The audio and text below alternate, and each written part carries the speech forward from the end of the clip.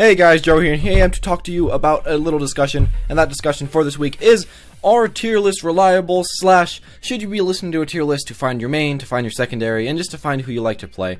Now, personally, I do somewhat follow tier lists. I say they are semi-reliable. They're okay, but do not follow them like they're the most important thing in life, because they're definitely not.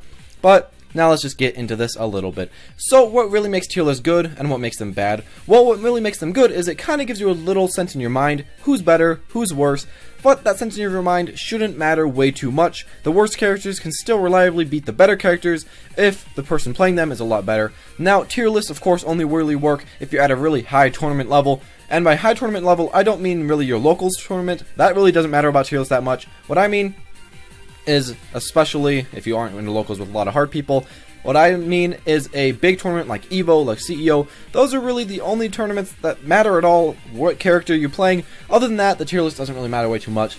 But at the same time, if you do want to have a high tier secondary, it's actually pretty nice because it can be easier to win some games against your harder friends with it. And overall, you know, there's some good stuff, there's some bad stuff with tier lists. You've probably all heard it before. But the one thing I really don't hear a lot of people talk about with tier lists is how they can be a little bit unreliable with the fact that they change so darn fast.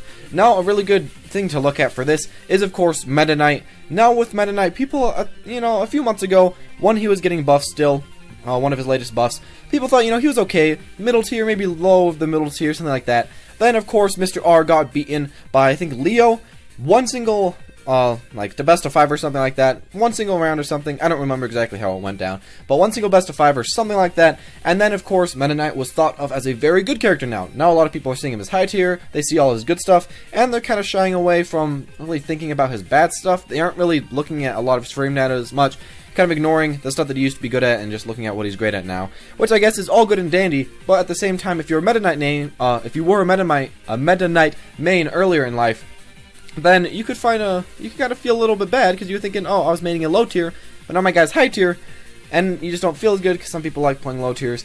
But something else is, you might have thought that you did not want to pick up Meta Knight even though he's your favorite character earlier because he was low on the tier list. But now that he's high on the tier list, I guess you can pick him up. But at the same time, you really probably shouldn't pick up a character just for them being thought as high on a tier list. A tier list pretty much means what everybody thinks, or not really everybody, what everybody that voted for the tier list thinks about the tiers, or what competitive player put on their tier list. It does not mean what's defined as the best characters in the game. It's not 100%. Now, if it was a 100%, if it was perfect computers playing the game perfectly, I'm sure the tier lists would be completely different from what they are. But, as we see right now, it's just not 100%, it's just not exactly what the tier lists say. So, really, I'd say, look at tier lists if you want a generalized idea, but do not live by tier lists, do not think tier lists are the best things.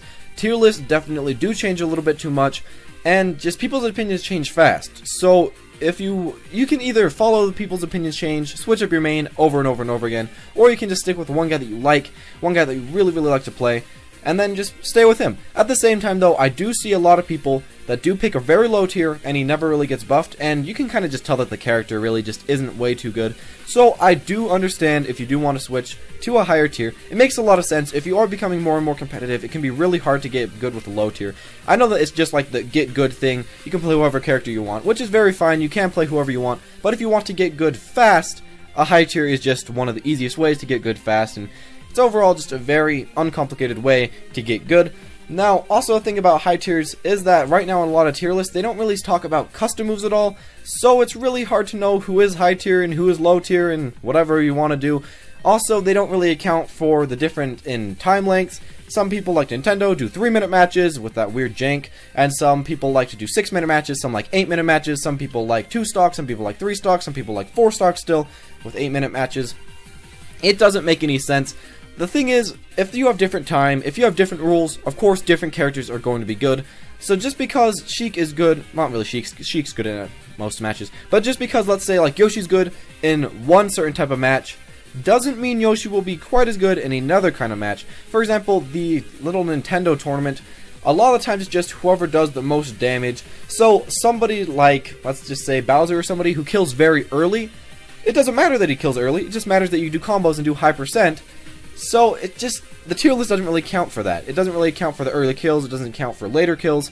I feel like if there was a tier list for all these different things, it could be fine, but as we see, the tier lists are just very generalized, and you really just can't say that a tier list is 100% correct, or else you'll just really be pulling at strings and you won't be doing way too much. Also, a thing that we see with tier lists a lot is that they'll switch up because of buffs and nerfs, and a lot of the times they'll switch way too high or way too low, also with new characters. As we've seen with the new characters like Roy, Ryu, and Lucas, people have no idea where to put them. They just kind of shove them in B+, I think, maybe B-, I don't remember where. They just kind of shove them all there together. They don't know how good they are, they don't know how bad they are, so new characters, I mean, where do you put them? You never know. Mewtwo was thought to be the best character in the game for like a week or something, as far as some of the tier lists.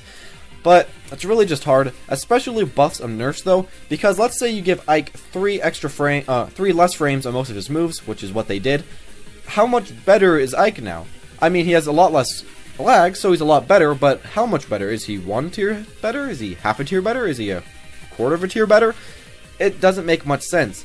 And one thing that I would say a lot is that you really shouldn't look at B+ to B-. People in that tier are usually about the same strength, at least from what I've seen, not all tier lists, but usually they're about the same strength. A person in B+ won't always beat the person in B-. It's not really like that. The game on the lower tier end and mid to low tiers, they're a lot more balanced. The high tiers are a little bit too strong in this game, I'd say, but the lower and mid tiers, most of them you can beat with most of the other people. So really, it's just, it doesn't matter way too much where they are. But also a big thing is nerfs, which a lot of people don't really think about. If you pick a high tier, of course your character's probably going to get nerfed, because Sakurai and people like that, the balance team, like to look at the high tiers, so you may not want to pick a high tier because it might be nerfed, but at the same time, you don't know how big a nerf could be. I mean, people thought the Diddy Kong nerf was really bad. Some people were putting him at D tier. I didn't think it was that bad at all. I thought he was still like B tier, or at least maybe A tier. But a lot of people thought he was really bad, kind of trash now. But as time settled on, we of course saw that Diddy Kong's still, of course, very viable and just usable overall. So, yeah, just tier lists, they're really weird, they're really janky, and I would not recommend to only view the tier list. At the same time though, if you're one of the people that says tier lists don't matter at all, I would say that you are wrong. Tier lists do matter. Tier lists are what the community thinks are the best in the certain metagame right then. You must look at tier lists, and you must learn just the matchups and stuff like that. The nicest thing about tier lists is that if you play a low tier, you can practice versus all the high tiers a lot, and then they won't have any practice versus you, while you'll have a lot of practice versus them, so you'll have a lot of matchup knowledge. Really, that's one of the main things you want to do. But if you do not believe in the tier list, I can kind of see why. But just try to give the tier list a chance. Make sure to fight a lot of those high tiers, make sure to get used to those matchups, and then your low tier could actually win their high tier just because you know the matchup knowledge. Thank you guys for watching though, I hope that you did enjoy this video. If you did, make sure to like, comment, and subscribe. Thank you guys for watching though, and have a nice day.